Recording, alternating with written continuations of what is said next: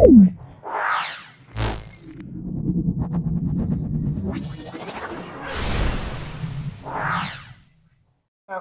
Krishnanagar government girls high school, Nadia.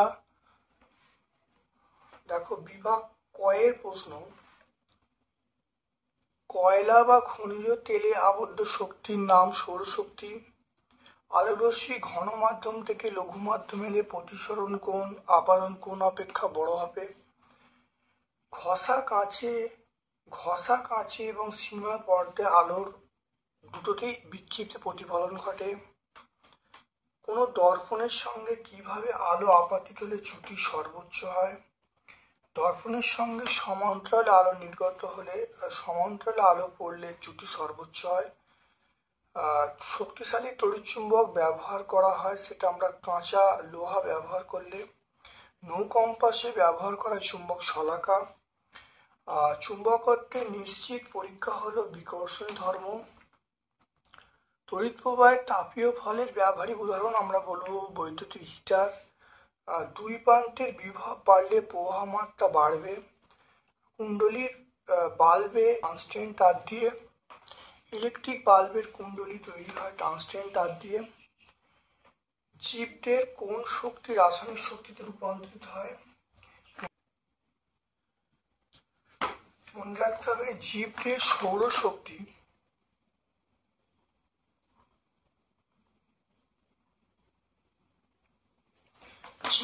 সৌরশক্তি রাসায়নিক শক্তিতে রূপান্তরিত হয়। এলইডি পুরো অর্থ হলো লাইট এমিটিং ডায়োড। তড়িৎ প্রবাহে চুম্বকীয় ফল বলতে কি বোঝায়।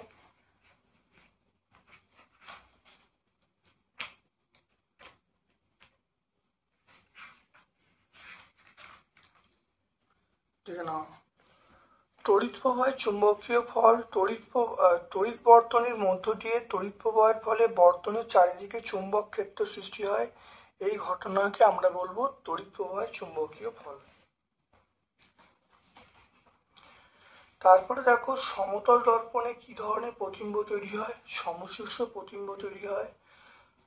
কোনো আলোকরশ্মি দর্পণের সঙ্গে 40 ডিগ্রি কোণে আপাতিত হলে প্রতিফলন কোণ কত হবে। দেখো, দর্পণের সঙ্গে 40 ডিগ্রি কোণে আপাতিত হয়েছে, আপাতন কোণে দেখো দর্পণের সঙ্গে 40 ডিগ্রি কোণে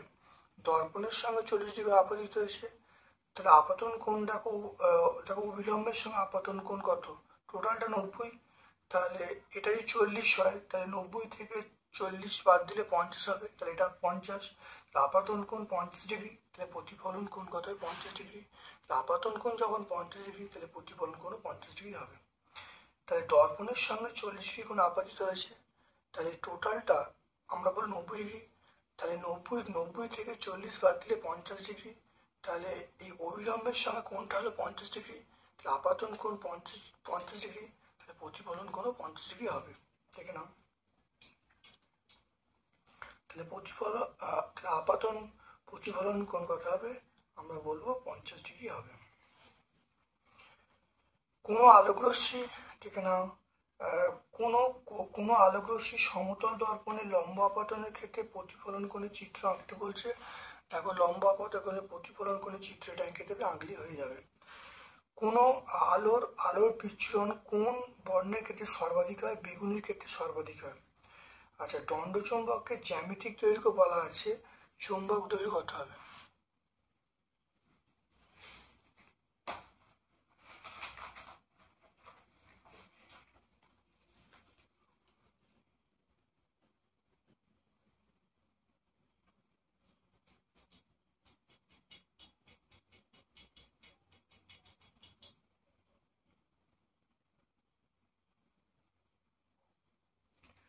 দেখো, গুণ করলে 0.86 ইন্টু 7, এটা গুণ করলে যেটা হবে 6.02 সেন্টিমিটার।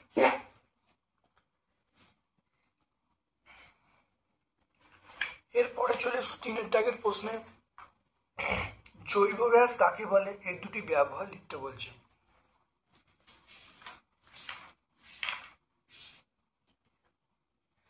দেখো, শাকসবজি দেখো, শাকসবজির খোসা, ফলের খোসা, ছিবড়ে কচুরিপানা, গৃহস্থলী পশু পাখির মলমূত্র প্রভৃতি জৈব আবর্জনা থেকে জৈব রাসায়নিক বিক্রিয়া ঘটে, যে গ্যাস উৎপন্ন হয় তাকে আমরা জৈব গ্যাস বলবো। জৈব গ্যাসের ব্যবহার দেখো, আমরা রান্নার কাজে ব্যবহার করতে পারি, বাতি জ্বালাতে ব্যবহার করতে পারি। বর্তমানে এই গ্যাস বিদ্যুৎ উৎপাদনকারী কাজে ব্যবহার করা হচ্ছে। এরপরে চলে এসো মুক্ত বর্তনী, বদ্ধ বর্তনী দুটো পার্থক্য লিখতে বলছে।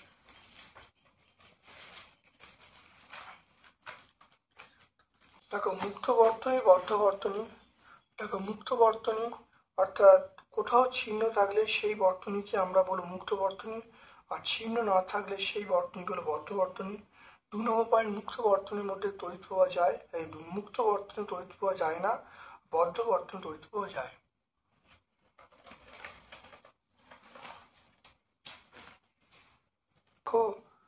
তো তড়িৎ চুম্বকের শক্তি কিভাবে বাড়ানো সম্ভব?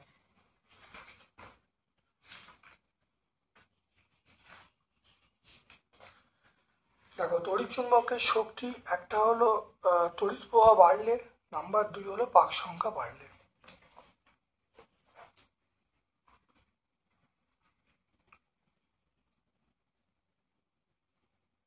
তাহলে পাক সংখ্যা বাড়লে, তড়িৎ প্রবাহ বাড়লে চুম্বকের শক্তি বাড়বে।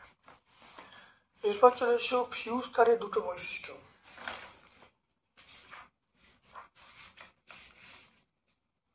দেখো ফিউজ তারের দুটো বৈশিষ্ট্য মনে রাখবে, ফিউজ তারের গলনাঙ্ক কম হয়, রোধাঙ্ক বা রোধ খুব বেশি হয়।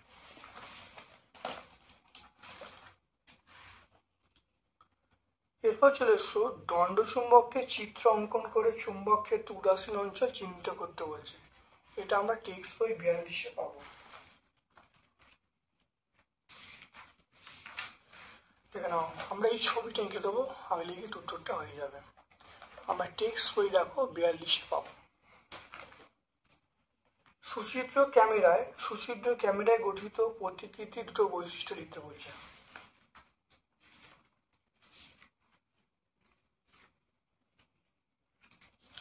সুচিত্র ক্যামেরার বৈশিষ্ট্য, শিখাকে ছিদ্র থেকে যত দূরে নিয়ে প্রতিকৃতি ছোট হবে। নাম্বার 2, শিখাকে ছিদ্রের কাছে নিলে প্রতিকৃতি বড় হবে।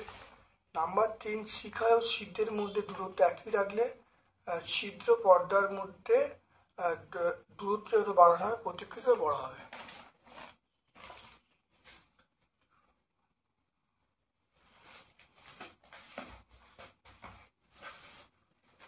চারের দাগে সমতল দর্পণে আলোর প্রতিফলনের চিত্র অঙ্কন করে আপাতন বিন্দু, প্রতিফলন কোণ, প্রতিফলক তল, আপাতিত রশ্মি চিহ্নিত অঙ্কন করতে বলছে।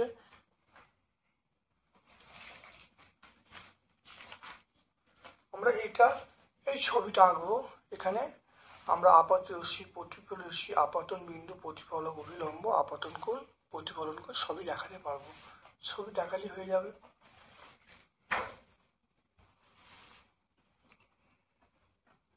তারপর দেখো রোদ, ব্যাটারি, সুইচ, বাল্বের সহযোগে বদ্ধ বর্তনী চিত্র অঙ্কন করতে বলছে।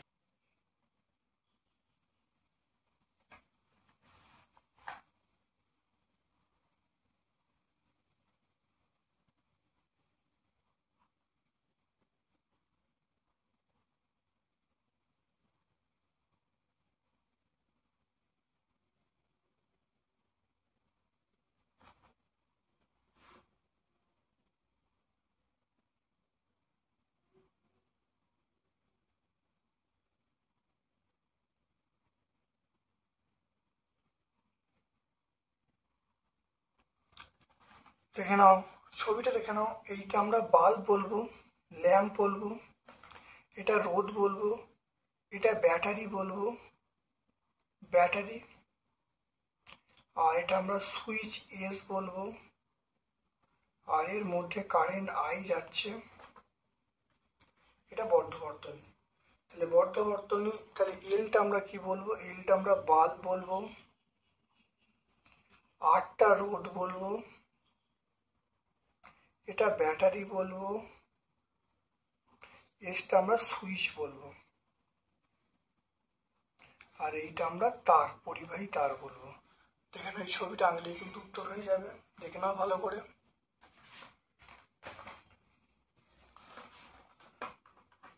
এবার দেখো বিভাগ ক্ষয়ে চলে এসো, লাইফ সায়েন্স পোর্শনে।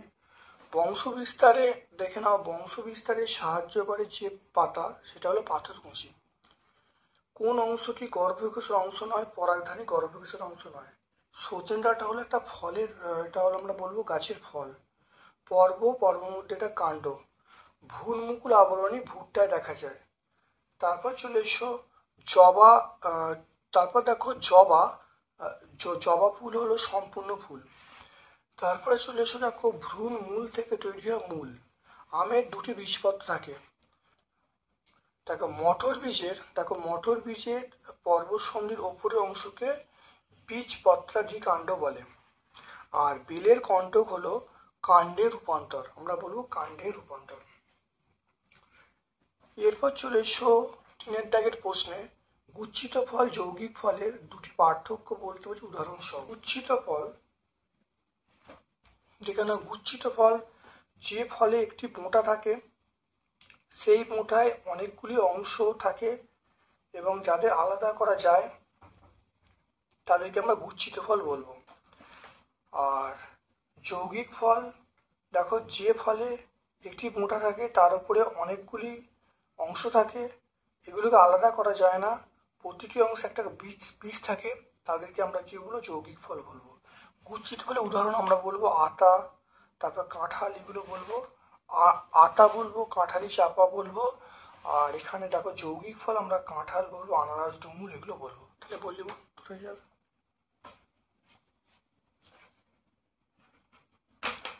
এরপর দেখো খাদ্য সঞ্চয়কারী একটা মূল, তার নাম হলো মূলও বলবো।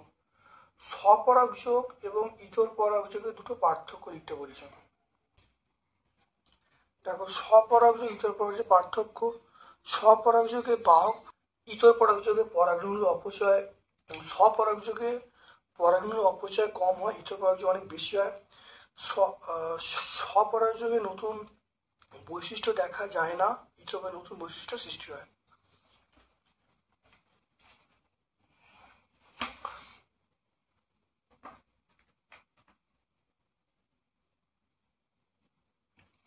সহায়িকা 284 পেয়ে যাব।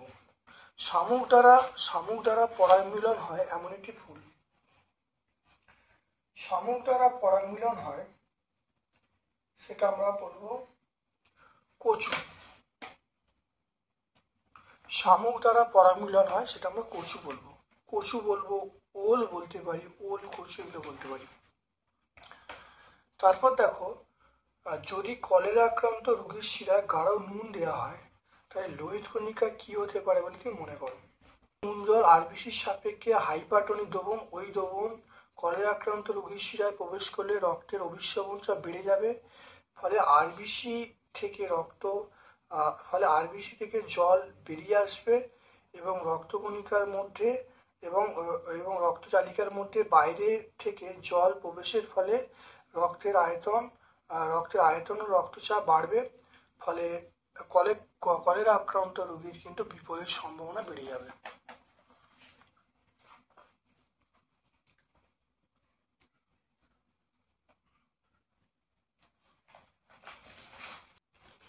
আমরা এটা দেখো টেক্সট বইও পেয়ে যাব। দেখো দেখে নাও, টেক্সট বই আমরা পেয়ে যাব। যদি দেখে নাও, গাঢ় নুন হলো লোহিত কণিকার সাপেক্ষে হাইপারটনিক। এই দ্রবণ মেশালে রক্তের অভিস্রবণ চাপ বেড়ে যাবে, রক্তনালীর বাইরে থেকে প্রচুর রস টেনে নেবে, ফলে রক্তের আয়তন চাপ বেড়ে যাবে, বিপদের সম্ভাবনা থাকবে। আমরা টেক্সট বই 217 পাবো।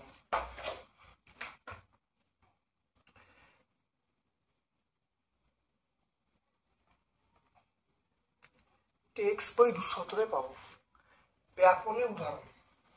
ব্যাপনী উদাহরণ হলো, ধরো ফুলের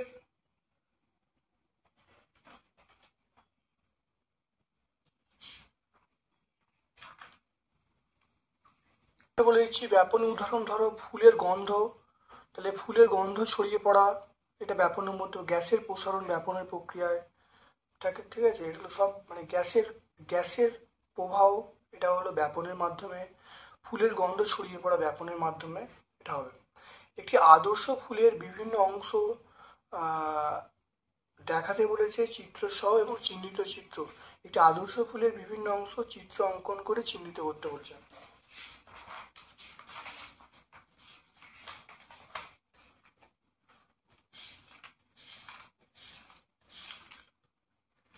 দেখো একটা আদর্শ ফুলের দেখো চিহ্নিত চিত্র অঙ্কন করতে বলছে। দেখে না, আমরা এই ছবিটা আঁকবো।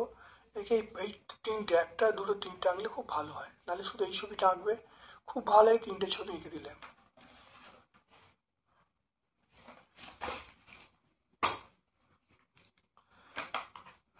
তাহলে আমরা Krishnanagar government girls high school সম্পূর্ণ সলভ করলাম।